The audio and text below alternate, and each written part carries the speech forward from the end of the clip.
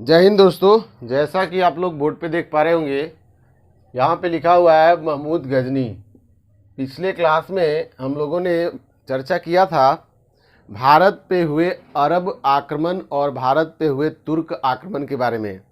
तो अरब आक्रमण जो था वो पार्ट 1 था और तुर्क आक्रमण जो था वो पार्ट 2 था। तो अब हम लोग पार्ट वाइज करके नहीं करेंगे, अब हम लोग डायरेक्टली मध्यकालीन भारत में जो दिल्ली सल्तनत आता है उसको बारी बारी करके देखेंगे। आज हम लोग महमूद गजनी के बारे में देखेंगे और कल जो हम लोग करने वाले हैं वो मोहम्मद गौरी के बारे में।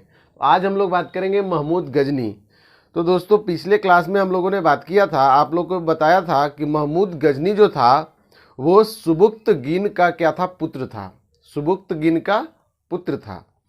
तो सुबुक्तगीन का जो पुत्र महमूद गजनी, ये भारत पर जो है वो 17 बार आक्रमण किया था।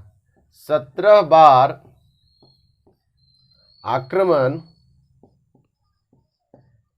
भारत के ऊपर किया था। भारत पर 17 बार आक्रमण किया था महमूद गजनी। अगर बात करें इसके आगे, आक्रमण अगर बोले तो इन्वेड किया था। इन्वेड मतलब आक्रमण। 17 बार इन्वेड किया था, भारत के ऊपर आक्रमण किया था। और ये अगर हम बात करें कि महमूद गजनी भारत पर आक्रमण क्यों किया था, तो दोस्तों इसके दो प्रमुख कारण माने जाते हैं। पहला कारण अगर बात करेंगे तो धन संपदा को लूटने के लिए, और दूसरा जो है इस्लाम के प्रचार प्रसार करने के लिए। दो मुख्य कारण आते हैं। पहला तो अगर बात करें धन संपदा लूटना, और दूसरा जो था उसका इस्लाम धर्म का प्रचार प्रसार करना,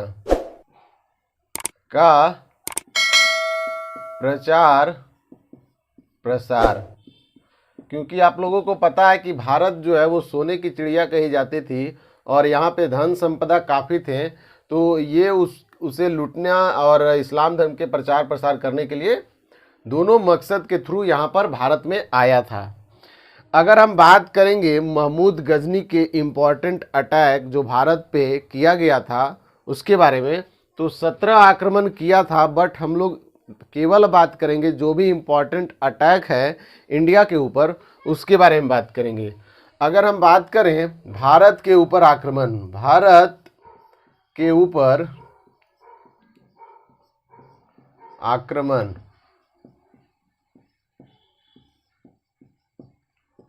तो दोस्तों अगर इसे हम लोग बात करेंगे तो 1000 से लेकर के 1001 एडी के बीच अगर बात करेंगे तो ये इसका जो था वो प्रथम आक्रमण था भारत के ऊपर। प्रथम आक्रमण जो था दोस्तों, मैंने आपको बताया कि 1000 से 1001 एडी के बीच प्रथम आक्रमण किया गया था महमूद गजनी के द्वारा जयपाल के विरुद्ध, यानी जयपाल के विरुद्ध आक्रमण किया गया था, जिसमें जो है जयपाल हार जाता है और हारने के बाद सुसाइड कर लेता है। सुसाइड करता है नदी में कूद करके। वो कौन सा नदी है? वो आपका आता है सिंधु रिवर। सिंधु नदी में कूद करके सुसाइड कर लेता है जयपाल। ये हार जाता है महमूद गजनी से। इसलिए आगे अगर बात करेंगे 1005 एडी में, 1005 एडी में दोस्तों अब्दुल फतेह दाऊद के ऊपर आक्रमण करता है। अब्दुल फतेह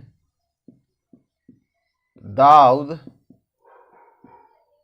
के ऊपर आक्रमण करता है और हार जाता है। मैंने आपको बताया कि 1000 से 1001 एडी में अटैक करता है जयपाल के विरुद्ध, जिसमें जयपाल हार जाता है और सुसाइड कर लेता है। और 1005 एडी में अब्दुल फतेह दाऊद के ऊपर आक्रमण करता है और हार जाता है। कौन? तो अब्दुल फतेह।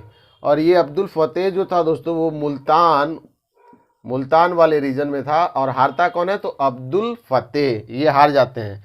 आगे अगर हम बात करें 1008 एडी के बारे में, तो आनंद पाल के ऊपर आक्रमण किया जाता है दोस्तों। लिखेंगे यहाँ पे आनंद पाल के ऊपर आक्रमण, आनंद पाल के ऊपर आक्रमण, आनंद पाल के ऊपर आक्रमण किया जाता है। और आनंद पाल जो था दोस्तों, अगर बात करेंगे तो इसी जयपाल का जो था वो पुत्र था, जयपाल का पुत्र। और दोस्तों ये भी क्या होता है, हार जाता है। जयपाल भी हारा, सुसाइड किया, और उसका पुत्र आनंद पाल, इसके भी ऊपर अटैक होता है और ये भी क्या करता होता है, ये भी पराजित हो जाता है, हार जाता है। आगे हम लोग बात करने वाले इंपॉर्टेंट अटैक 1018 से 1019 एडी के बारे में। तो यहाँ तक हो गया होगा, इसे नोट डाउन कर लेंगे। आगे हम लोग इरेज करके आगे बढ़ेंगे और आगे बात करेंगे। आगे हम लोग बात करेंगे दोस्तों 1018 से 1019 के बीच वाले युद्ध का। 1018 से 1019 के अटैक के बारे में। 1018 से 1019 का जो अटैक था वो कन्नौज के राजा के ऊपर किया गया था। कन्नौज के राजा के ऊपर अटैक किया था। जो राजा था यहाँ का वो था राज्यपाल, राजा का नाम है राज्यपाल, इसके ऊपर अटैक किया गया था। और यहाँ का राजा जो है, उसको जब पता चलता है कि हमारे ऊपर महमूद गजनी का अटैक होने वाला है, तो वो वहाँ से फुर्र हो जाता है, भाग जाता है। और दोस्तों ये यहाँ से भाग जाता है। और इसके बाद उसी समय चंदेल का जो शासक था, इसी समय चंदेल के जो शासक थे विद्याधर, उसको जब पता चलता है कि कन्नौज का जो राजा है राज्यपाल, वो अपना राज्य छोड़ करके यहाँ से भाग गया है, तो विद्याधर जो है दोस्तों राज्यपाल की हत्या करवा देता है। अगर हम बात करें इस राज्यपाल के बारे में, तो विद्याधर राज्यपाल की हत्या करवा देता है। कौन करवा देता है? विद्याधर राज्यपाल की हत्या करवा देता है, क्योंकि राज्यपाल जो है अपना छोड़ करके अपना राज्य भाग जाता है। इसलिए विद्याधर को बहुत गुस्सा आ जाता है और ये उसका मर्डर करवा देता है, मार देता है। आगे अगर हम लोग बात करें, तो जब पता चलता है महमूद गजनी को कि बात ऐसा है साहब कि हमने अटैक किया राज्यपाल के ऊपर, हमने अटैक किया कन्नौज के राजा राज्यपाल के ऊपर, और ये अपनी राजधानी यानी अगर बात करें अपना राज्य छोड़कर कहीं पर भाग गया। और जब ये भागा तो इसकी हत्या किसने करवा दी? तो चंदेल के शासक विद्याधर ने। तो अगर बात करेंगे तो अगला जो अटैक होने वाला है वो चंदेल के शासक पर ही महमूद गजनी का अटैक होगा, तो इसके बारे में बात करेंगे। और अगला अटैक अगर हम लोग बात करें तो 1021 से 1022 के बीच में दोस्तों होता है। कन्नौज अगर हम बात करेंगे विद्याधर पर आक्रमण किया जाता है, विद्याधर पर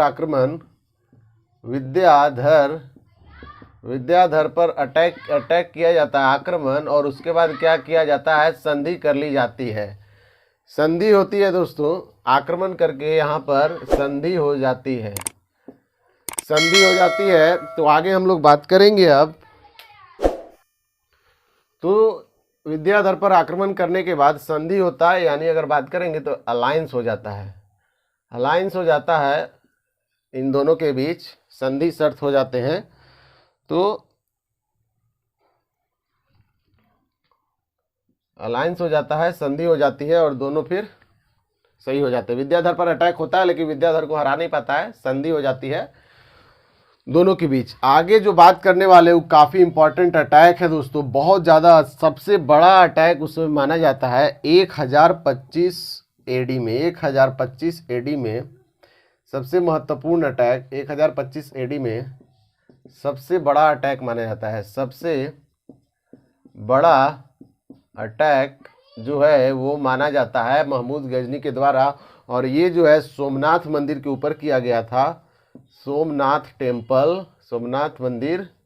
और यहाँ से बहुत ज़्यादा दिन मतलब अगर हम बात करें बहुत ज़्यादा धन संपत्ति संपदा सभी को लूट लिया जाता है। और ये जो सोमनाथ टेम्पल है दोस्तों वो गुजरात वाले एरिया में आते हैं, गुजरात वाले रीजन में आते था उस समय, गुजरात वाले एरिया में आते थे सोमनाथ मंदिर। और यहाँ से काफ़ी धन संपदा जो है लूट करके ले जाता है, आक्रमण करके यहाँ से जीत लेता है। और दोस्तों अगर हम बात करें कि धन संपदा जो है इन सभी को ले करके जब महमूद गजनी अपना यहाँ मतलब अगर हम बात करें अपनी राजधानी या फिर अपना इलाका गजनी जब लौट रहा होता है यहाँ से लूटने के बाद सोमनाथ टेम्पल को, तो उसके बीच रास्ते में क्या होता है, जाट जो हैं इन पर अटैक कर देते हैं और अटैक करके कुछ धन जो है वो भी लूट लेता है।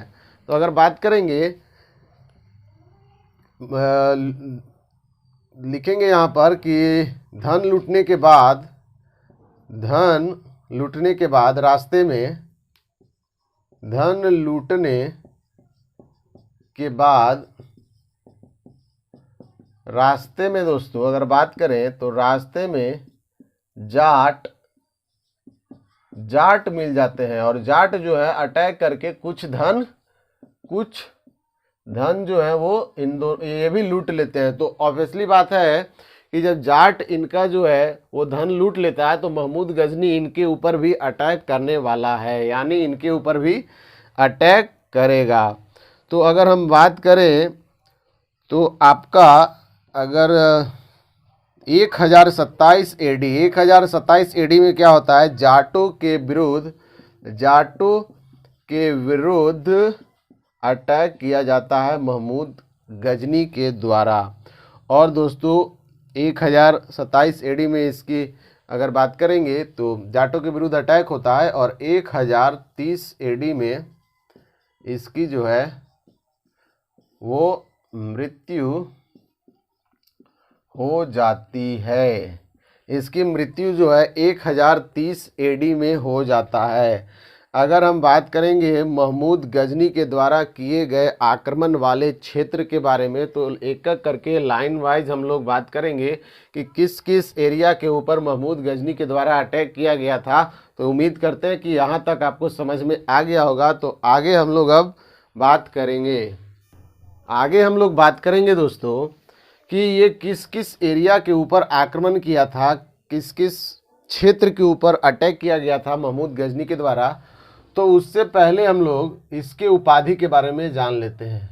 इसका जो उपाधि था उसके बारे में थोड़ा सा, कौन कौन सा उपाधि इसको मिला था। तो 2 उपाधि महत्वपूर्ण माना जाता है इसके लिए 2 उपाधि।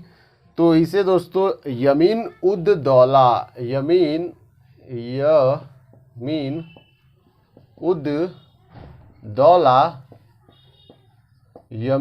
दौला और एक और है जिसका नाम है आपको यमीन उल मिल्लाह।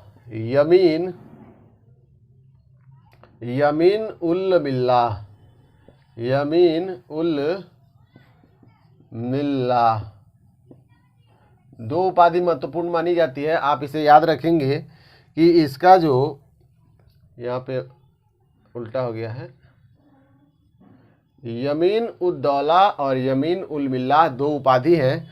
आगे हम लोग बात करेंगे जिस क्षेत्र के ऊपर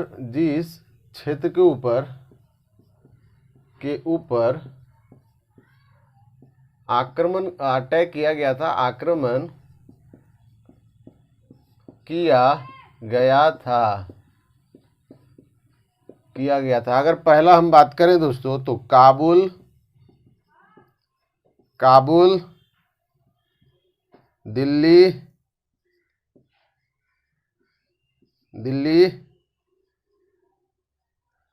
तीसरा अगर बात करेंगे कन्नौज। चौथा अगर हम बात करें तो मथुरा। 5वां अगर बात करेंगे तो थानेश्वर। 6ठा अगर बात करेंगे तो कश्मीर।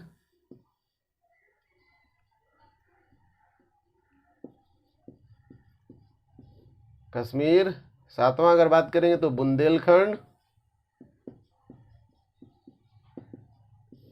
8वां अगर हम बात करें तो बंगाल, पंजाब, बंगाल, 9वां बात करेंगे तो पंजाब। इतने सारे एरिया के ऊपर इसके द्वारा अटैक किया गया था, महमूद गजनी के द्वारा अटैक किया गया था। अगर हम बात करें गजनी के अंतिम शासक के बारे में, यहाँ पे लिख दे रहे हैं गजनी के अंतिम शासक, अंतिम जो शासक था दोस्तों वो था बहराम शाह। ये गजनी का अंतिम शासक था, जिसको आप लोग को याद रखना है। बहराम शाह के बारे में भी याद रखना है कि गजनी का अंतिम शासक कौन था। और मैंने महमूद गजनी के बारे में बहुत सारी जानकारी, बहुत सारी फैक्ट के बारे में बताया। अगले क्लास में हम लोग मोहम्मद गौरी के बारे में बात करेंगे, और मोहम्मद गौरी के बारे में बात करने के बाद हम लोग स्लेव डायनेस्टी, यानी अगर बात करेंगे कुतुबुद्दीन ऐबक के बारे में, तो कुतुबुद्दीन ऐबक आया कहाँ से था उसके बारे में बात करेंगे। फुल डिटेल में बात करेंगे, जीरो लेवल से लेकर चलेंगे, स्टोरी के थ्रू आपको समझाने का प्रयास करेंगे।